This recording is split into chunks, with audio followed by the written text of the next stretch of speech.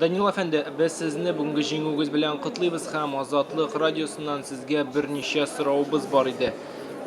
Бүген төбәктәге язучылар оешмалары берлек идарәсеннән темаларны билгеләү, әсәрләрне тикшерү, анализлау, яхшыларын сайлап алып бастыруны да таләп итә.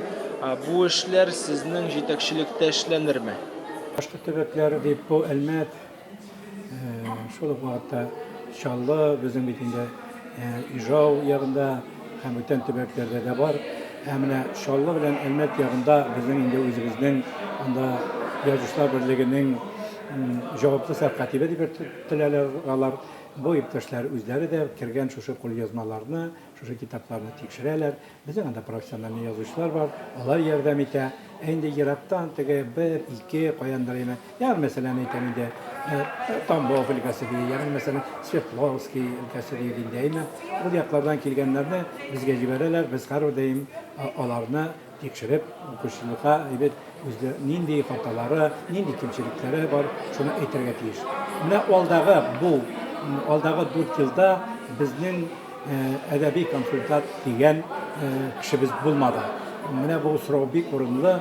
Мин бу урынга кеше алачакмын һәм язучылар берлегенең ишеген ачып кергән һәрбер каләм тибрәткән кешенең әсәрен тикшерүдә бик тә укымышлы, бик тә зиһенле, галимә шундый язучыбызны куярбыз дип ышандырам.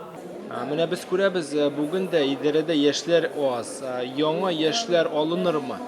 Сез кемнәрне күз алыйсыз? Яшьләр белән минем шундай проектымда шундай бер бар. Аны менә Калеп безнең яшьләр оешмасы бар. Миңа ул бик тә ошый, бу проект бик тә ошый. Ни өчен дигәндә, ул язучыларның гына түгел.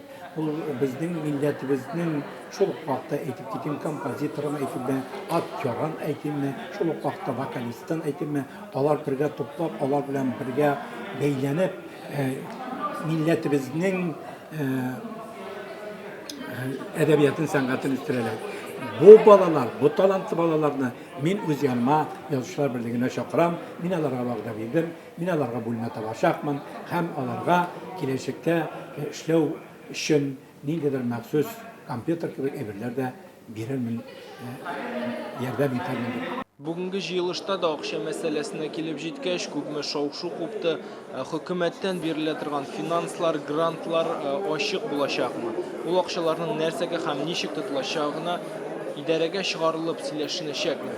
Һәр әйбер шуның эчендә 27 кешедән безнең язучылар берлегенең идарәсе расланды. Менә шушы идарә ул хәзер иң зур орган санала. Бөтен кергән акча ниндидер китап чыгарасына, ягъни мәсәлән ниндидер кичәгәме, ниндидер ягъни мәсәлән өлкәннәр көн үткәрәсеме, булар һәммәсе дә идарә белән килешенеп эшләнергә тиеш.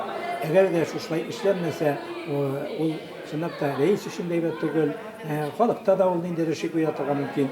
Мин инде менә үземнең бүгенге чыгышымда да әйттем, менә шушы мәсьәләдә мин бөтен әйберне дә идарә әгъзалары белән килешеп, уртага салып эш алып барачакмын. Данил Efendi, бүгенге көндә Әби патшага һәйкәл кую, КФУда татарча укытып, татар белгечләрен әзерләү һәм башка милли мәсьәләләр әлдән әле чыгып тора. Мондый җитди сораулар туганда аерым язучылар үз фикерләрен белдерүеннән кала, берлек исеменнән дә белдерүләр һәм мөрәҗәгатьләр ясалырга мөмкинме?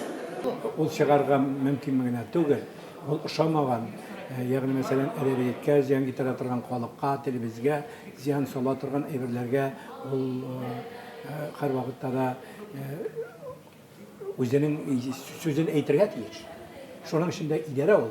Әгәр дә Татарстан язучыларының идарәсе ниндидер ямьсез әйберләр милләткә кагылышлымы, әдәбиятка кагылышлымы, шундай чаралар үтәме, шундай ямьсез әйберләр үтәме, әгәр дә инде шундай язучы авызын ямап тора икән, чынлап та бу идарә эшләми, бу язучылар берлеге эшләми дигән сүз. Әлбәттә, без аңа һәр вакытта да игътибар итәргә тиешбез һәм үз сүзебезне әйтергә тиешбез.